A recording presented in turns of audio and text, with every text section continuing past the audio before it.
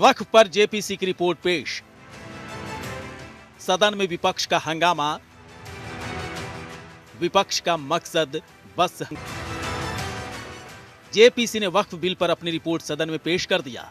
JPC की report को जगदंबिका पाल ने पेश किया, वहीं विपक्ष ने जेपीसी की रिपोर्ट का विरोध किया। वक्फ बोर्ड के कामकाज पर हमेशा से सवाल उठते रहे हैं। वक्फ बोर्ड अगर किसी जमीन पर अपना दावा करता है तो उसकी अपील केवल ट्रिब्यूनल में ही की जा सकती है,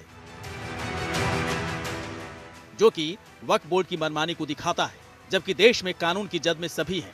सरकार ने वक्फ बोर्ड के कामकाज में सुधार के लिए ही बिल सदन में पेश किया। मांग पर सरकार ने बिल को जेपीसी के पास भेजा था। जेपीसी की बैठक में सभी 44 संशोधनों पर चर्चा की गई। विपक्ष वक्फ बिल का विरोध कर रहा है। विपक्ष इसे संविधान के खिलाफ बता रहा है। एआईएमआईएम सांसद ओवैसी ने वक्फ संशोधन बिल को असंवैधानिक बताया। वक्फ का जो बिल लाया जा रहा है ये सिर्फ और सिर्फ ना सिर्फ अनकॉन्स्टिट्यूशनल है, fundamental rights article 14, article 15, article 29 का ग्रेव वायलेशन है। ये वक्फ को बचाने के लिए नहीं है, वक्फ को मुसलमानों से छीनने के लिए, बर्बाद करने के लिए ये बिल लाया जा रहा है। और इसमें जो एडिशनल अमेंडमेंट्स जो बीजेपी और एनडीए ने पेश किए वो तो उसको और बदतर करता है।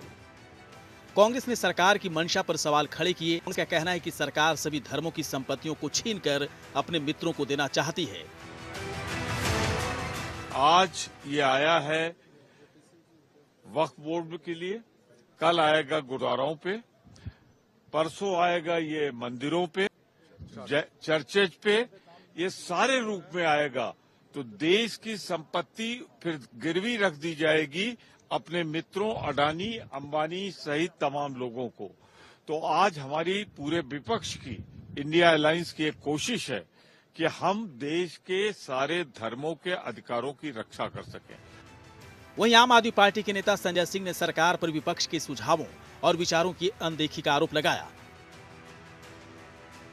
विपक्ष के सदस्यों ने जो अपना डिसेंट नोट दिया, जो उन्होंने अपना विरोध दर्ज कराया, उनका विरोध भी शामिल नहीं किया गया। ये आपने मजाक बना रखा है जेपीसी रिपोर्ट को। भाई जो आप हमारी राय से सहमत हो सकते हैं, असहमत हो सकते हैं। डेमोक्रेसी के अंदर अलग अलग पार्टियों को अपनी राय देने का हक है। आप उसको कूड़ेदान में कैसे डाल सकते हैं? केंद्रीय मंत्री चिराग पासवान का कहना है कि जेपीसी ने सभी संबंधित पक्षों से बात की और उनके विचारों को स्थान दिया। And we made sure that the committee that was formed, JPC that was formed, every stakeholder should get an opportunity to put forward their concerns, their issues, their suggestions, their support, and that was done over the period of time. The committee traveled also across various states. In my state, Bihar also, they came there, and there were different stakeholders who were represented in front of the committee, and I think after listening to everybody, committee has finally drafted its report, and that's been tabled in the house today, and I think in the coming days after the recess. तो वहीं BJP विपक्ष के विरोध को खारिज कर रही है। वक्फ संशोधन बिल को देश के हित में बता रही है।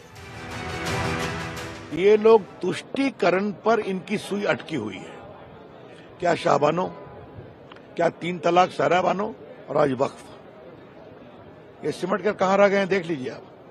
आज भाजपा 21 स्टेट्स में इंडिया के साथ शासन करती है। केंद्र में हमारी सरकार तीसरी बार है। वो बार बार हारते हैं, जनता सफाया करती है। तो ये बिल अब चर्चा में आएगा, अपनी बात कहें। लेकिन विपक्ष के लोगों को एक बात मैं बहुत विनम्रता से कहना चाहूंगा, आपको अपनी बात कहने का अधिकार है। आपकी बात नहीं जाए ये तो जरूरी नहीं है ना। अगर आपको अपनी बात मनवानी है तो जनता से वोट लेके आइए, मेजोरिटी में आ जाइए। वक्फ बोर्ड देश की मूल भावना के खिलाफ है। सरकार ने इसमें सुधार करके इसको संविधान की मूल भावना के मुताबिक कोशिश की है, लेकिन विपक्ष मुस्लिम वोट बैंक की खातिर इसका विरोध कर रहा है। वक्फ बोर्ड की वजह से देश में संपत्तियों की विवाद बढ़ते जा रहे हैं। वक्फ बोर्ड आज दशकों पुराने मंदिरों गांव पर अपना दावा जता रहा है। वक्फ बोर्ड की मनमानी हिंदुस्तान में अब लेकिन बर्दाश्त से बाहर है।